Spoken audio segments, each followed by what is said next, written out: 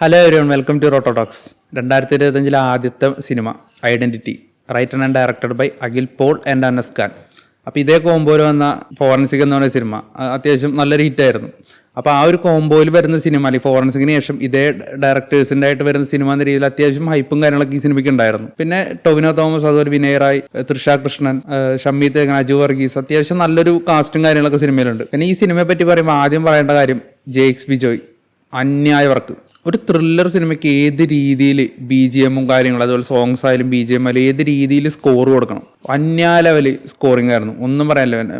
നമ്മൾ തുടക്കം തൊട്ട് അത്രയും ഗ്രിപ്പിംഗ് ആയിട്ട് ഈ സിനിമ ത്രിൽ മൂഡ് എത്രത്തോളം ഓഡിയൻസിന് കിട്ടുന്നുണ്ട്, അതിൽ മെയിൻ പങ്കുവച്ചേക്കുന്നത് ജെയ്ക്സ് ബിജോയുടെ ബി ജി എമ്മിനാണ്. അന്യായ ലെവൽ സ്കോറിംഗ് ആണ് തുടക്കം തൊട്ടിട്ട്. അപ്പോൾ ട്രെയിലറും കാര്യങ്ങളൊക്കെ കാണുമ്പോൾ നമുക്ക് മനസ്സിലായേണ്ട ഒരു ത്രില്ലർ കാറ്റഗറി തന്നെയാണ് സിനിമ വരുന്നത്. അപ്പോൾ ടൊവിനോ ഒരു സ്കെച്ച് ആർട്ടിസ്റ്റ് ആയിട്ടും, അതുപോലെ വിനയ് റായ് ഒരു കേസ് അന്വേഷിക്കുന്ന ഒരു പോലീസുകാരനായിട്ടും, തൃഷ ഒരു ഐ വിറ്റ്നസ്സുമായിട്ടാണ് സിനിമ സ്റ്റാർട്ടിങ് തന്നെ അങ്ങനെയാണ് വരുന്നത്.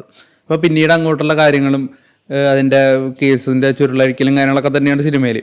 അപ്പോൾ ഫോറൻസിക് എന്ന് പറയുന്ന സിനിമ നമ്മളെല്ലാവരും കണ്ടൊരു സിനിമയാണ്. അപ്പോൾ ഈ ഫോറൻസിക് എന്ന് പറയുന്ന സിനിമയായിട്ട് കമ്പയർ ചെയ്യുമ്പോൾ അതിലുള്ള കുറേ കാര്യങ്ങൾ തന്നെ ഇതിൽ നമുക്ക് കാണാൻ സാധിക്കും. അതായത് ഫോറൻസിക്കിൽ എത്രത്തോളം ലൂപ്പ് ഹോൾസും കാര്യങ്ങളും അതിൻ്റെ സ്ക്രിപ്റ്റിലും സ്ക്രീൻ പ്ലേയിലും കണ്ടോ, അത്തരത്തിലുള്ള ഒരുപാട് ലൂപ്പ് ഹോൾസും കാര്യങ്ങളും ഇതിൽ സ്ക്രിപ്റ്റിലും അല്ലെങ്കിൽ സ്ക്രീൻ പ്ലേയിലൊക്കെ കാണാം.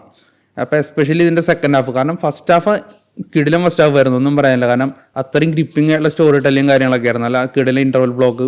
അപ്പോൾ സെക്കൻഡ് ഹാഫ് നമ്മൾ തീർച്ചയായിട്ടും അതിന് മുകളിലോട്ട് എക്സ്പെക്ട് ചെയ്യും. പക്ഷേ സെക്കൻഡ് ഹാഫ് കുറച്ച് ഭയങ്കര ഫ്ലോസും കാര്യങ്ങളൊക്കെ സ്ക്രീൻ പ്ലേയിൽ വരികയും, പിന്നെ ക്ലൈമാക്സിനോട് അടുക്കുന്ന സമയത്ത് പടം ഒന്ന് കയറും നമ്മൾ വിചാരിക്കും, എന്നാൽ പോലും ഒരു വലിയൊരു ഹൈ മൊമെൻറ്റ്സും കാര്യങ്ങളും തന്നിട്ടില്ല. അപ്പോൾ ടോട്ടലി നോക്കുമ്പോൾ ഒരു കിടിലം ഫസ്റ്റ് ഹാഫും ഒരു ഡീസൻറ്റ് സെക്കൻഡ് ഹാഫ്, അത്ര ഒരു മോശമൊന്നുമല്ല, എന്നാൽ പോലും ഫസ്റ്റ് ഹാഫിനോട് നീതി പുലർത്തിയാത്ത ഒരു ആവറേജ് സെക്കൻഡ് ഹാഫും, ടോട്ടലി ഒരു എബവ് ആവറേജ് എക്സ്പീരിയൻസ് ആയിരുന്നു സിനിമ. പിന്നെ ആക്ടേഴ്സിൻ്റെ കാര്യം എടുക്കുമ്പോൾ ടൊവിനോ തോമസ്, അദ്ദേഹം കൊടുത്ത ക്യാരക്ടർ, അദ്ദേഹത്തിന് ഇതുവരെ അങ്ങനെ ചെയ്യാത്തൊരു ക്യാരക്ടർ തന്നെയായിരുന്നു. അത് അത്യാവശ്യം കിടലിനായിട്ട് അദ്ദേഹം പ്രസൻറ്റ് ചെയ്തിട്ടുണ്ട്. പിന്നെ ബാക്കി തൃഷയായാലും വിനയ് റായ് ആയാലും എല്ലാവർക്കും അത്യാവശ്യം ഈസിലി ചെയ്യാവുന്ന ഒരു ക്യാരക്ടേഴ്സ് തന്നെയാണ്. പിന്നെ അജു വർഗീസ്, അതുപോലെ തന്നെ ഷമ്മീത്, ഇങ്ങനെ ഇവരെല്ലാവരും അവരുടെ റോൾസ് അടിപൊളിയായിട്ട് തന്നെ ചെയ്തിട്ടുണ്ട്. പിന്നെ ഹെവി നല്ല കിടിലം പ്രൊഡക്ഷൻ ക്വാളിറ്റി ഉള്ളൊരു സിനിമ തന്നെയാണ്.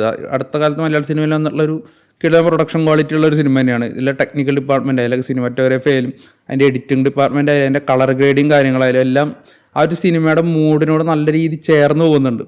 പിന്നെ ഇതിൽ 2 ഫൈറ്റാണുള്ളത്. അതിൽ ലാസ്റ്റ് ഫൈറ്റ് വരുന്നത് പറഞ്ഞാൽ ഒരു എയർക്രാഫ്റ്റിൻ്റെ അകത്താണ്. അതൊക്കെ നല്ല കിഡിലിനായിട്ട് കൊറിയോഗ്രാഫി ചെയ്തിട്ടുണ്ട്. നല്ല കിഡിലൻ ഹാൻഡ് ടു ഹാൻഡ് കോമ്പാക്റ്റ് ഫൈറ്റും കാര്യങ്ങളൊക്കെ തന്നെയായിരുന്നു. അപ്പോൾ ടെക്നിക്കലി സിനിമ കിഡിലായിട്ട് സൗണ്ടഡ് ആയിട്ടുള്ള സിനിമയാണ്, ടെക്നിക്കലി വൻ കിഡിലായിട്ടുള്ള സിനിമ തന്നെയാണ്. പക്ഷേ എനിക്ക് തോന്നി സ്ക്രീൻ പ്ലേയിലെ കുറച്ച് ഫ്ലോസും കാര്യങ്ങളൊക്കെ ഒന്ന് മാറ്റി കുറച്ചുകൂടിയും ഒരു ബെറ്ററായിട്ട് ഓഡിയൻസിന് ഒരു കമ്മ്യൂണിക്കേറ്റ് ചെയ്യാൻ പറ്റിയിരുന്നെങ്കിൽ ഒരുപക്ഷെ ഒരു ബെറ്റർ സിനിമാറ്റിക് എക്സ്പീരിയൻസ് ആയി മാറിയേനെ. ടോട്ടലി നോക്കുമ്പോൾ ഒരു കിടിലം ഫസ്റ്റ് ഹാഫും ഒരു ആവറേജ് സെക്കൻഡ് ഹാഫ് നിൽക്കുന്ന ഒരു എബവ് ആവറേജ് പടം.